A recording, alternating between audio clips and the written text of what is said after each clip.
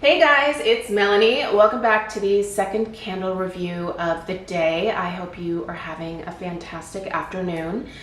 In this video, we are going to be discussing Country Candle Christmas in Manhattan, but a little bit earlier today, I did share another in-depth review from Kringle. I shared my thoughts on pomegranate and fir, which is also new for holiday 2024. So if you missed that review and you're interested, check out the description box right below this video here. I'll have that video linked.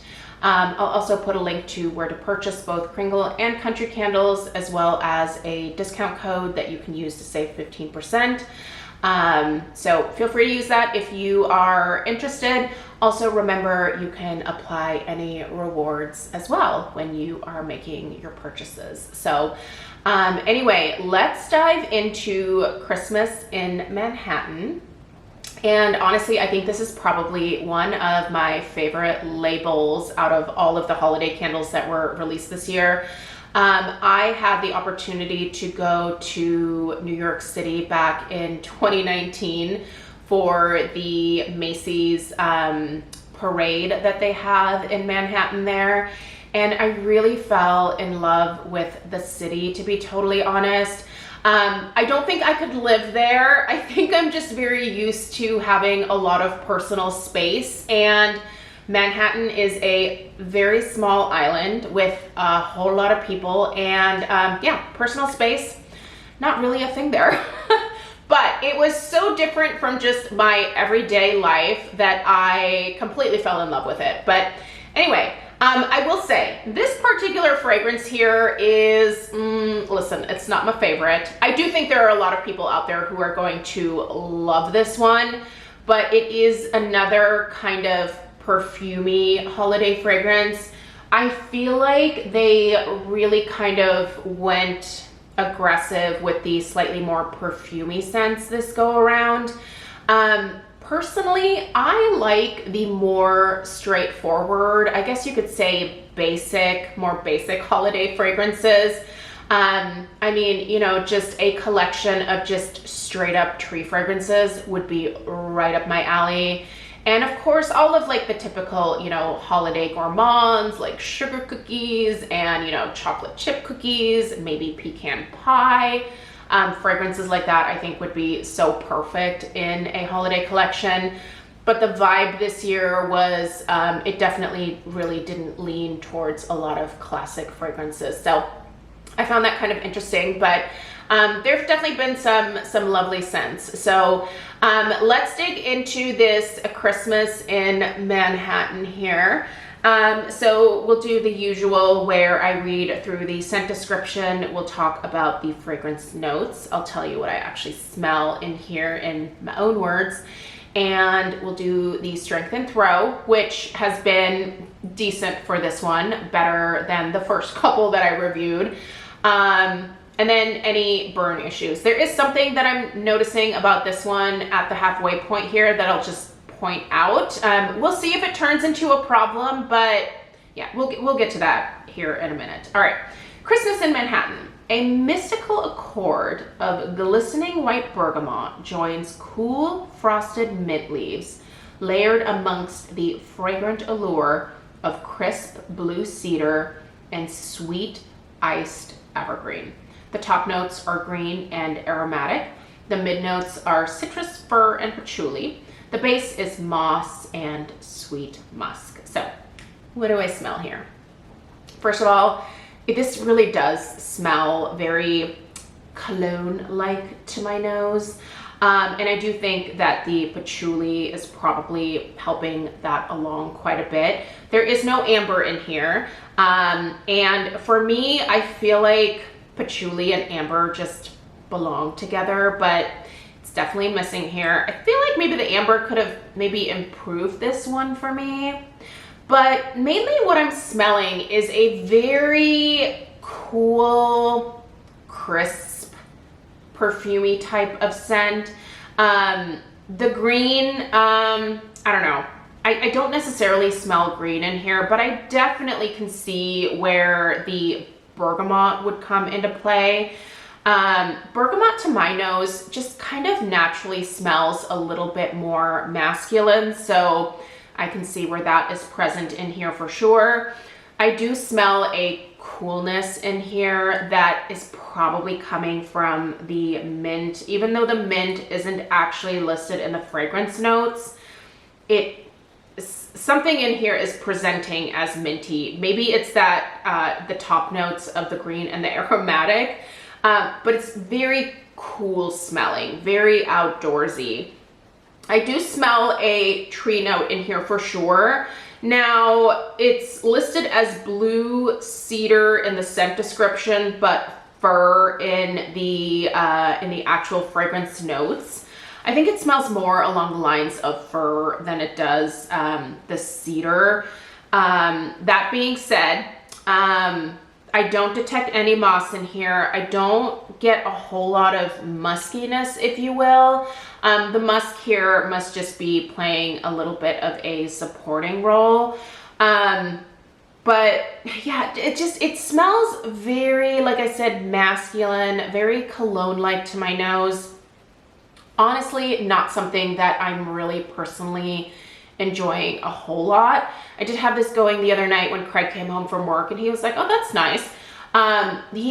Listen, that's a compliment for my husband. He really doesn't notice a lot of things when it comes to my home fragrance. I think he's just bombarded by it every day. So the fact that he points anything out, I take as either a good or a bad sign, depending on what he says. But he said that he liked this. So it definitely, I think, smells like something that he would probably wear as a man in terms of a cologne or, you know, perfume type product. So that probably appealed to him. For me, I just don't view this as a holiday scent. And while I was in New York City, I'm not sure that I even like smelled anything like this. Just like, well, I smelled a lot of urine, especially in the subway. Yeah, that's mostly what I remember from New York City. There was a lot of garbage that people just put on the streets. The fact that they did not have garbage cans back then blew my mind. I cannot imagine just throwing my trash out on the sidewalk. The city where I live would throw a fit. But yeah, like what I remember from Manhattan around Christmas time was the smell of pizza, urine, and yeah, just garbage. It was an interesting mix, and like I said, I loved it. It was great. I had a great time in New York City. I think that place is fantastic. It's not for everybody. In fact, my friend Lisa, you guys all know Lisa Roberry, she did not like New York City. Not her vibe. She's more of like a small town girl, but I don't know. I've always enjoyed bigger cities. And New York City was definitely on my bucket list, especially around the holidays. And it was lovely. But did it smell like this candle? No, it did not.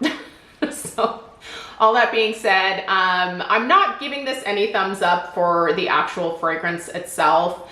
I will say, as we go into strength and throw, I do think this one has a decent strength and throw. It's about a solid like 6 in terms of strength, and probably about the same in terms of throw. So it absolutely fills the room where I've been burning it. Doesn't travel a lot outside of that space, but enough to where it's noticeable in some other areas of the house. Because of the type of fragrance that it is and what I normally naturally gravitate towards, I've had to be kind of careful about what I've burned alongside this. For example, right now I'm burning it alongside the pomegranate and fir. And because that pomegranate and fir was slightly perfumey as well, I think these two are actually blending quite nicely together. But if I had this going with a gourmand, I think that would be an absolutely atrocious combination. So don't do that. But yeah, adequate strength and throw, I would say. Probably not going to be to the liking of someone who really prefers that a candle is going to throw them out of the house. I do think if you pop this one into a crock, you would probably get that. I think it could get to that potency level, but that's not the vibe that I'm going for. Now, let's get to the overall burn quality. I'm gonna turn this to the side. You can see that this one is still pulling out for the first burn. Listen, these, I have not really trimmed these wicks at all. and they're kind of small. They're not tiny, but I do see the wicks getting a little shorter, it seems like, with each burn. I have never just had a wick completely dud out on me with a Kringle. I have had strength and throw issues, but I've never had a wick just completely die on me. So I'm not saying that's what's gonna happen here, but I kind of feel like we could be going that way. The flames just seem a little small. That being said, it does still reach a decent wax pool. Oh, it's bubbling. Can you guys see the bubbles coming up? There's bubbles right here. Oh, now it stopped. Oh, how funny. Anyway, I do get a decent wax pool out of this despite the wicks being a little bit smaller. This has only been lit for about 15-20 minutes at this point, so keep that in mind. But it does grow to about, I would say, a solid, just about an inch wax pool. So anyway, I wish that I had more kind things to say about this one, but overall, it's just not a fragrance preference for me. And like I said, when I'm thinking about holiday fragrances, I'm really thinking about the classics. I don't get terribly excited about like newfangled ideas and like thinking too much outside of the box. I'm a little bit of a traditionalist, especially when it comes to holiday fragrances. And this, I think, is just too far outside the box for me personally. But if you are looking for a more masculine vibe in your home for the holidays this year, this might be a good addition. If you don't feel comfortable purchasing the candle because of the wicks at the halfway point here, definitely check out the wax melts at the very least. The wax melts from Kringle have definitely performed quite well for me. So would definitely recommend that route if you're at all unsure about the candles. So for what it's worth, those are my thoughts. Check out the link in the description box. Like I said, I'll pop my discount code down there. You can use that to save at least 15% if you don't have any rewards to apply towards your Kringle candle purchase. Thank you guys so much for being here. It is greatly appreciated, and stay tuned for my review of the Pura system here towards the end of the day. All right, I'll see you guys in the next one. Take care. Toodaloo.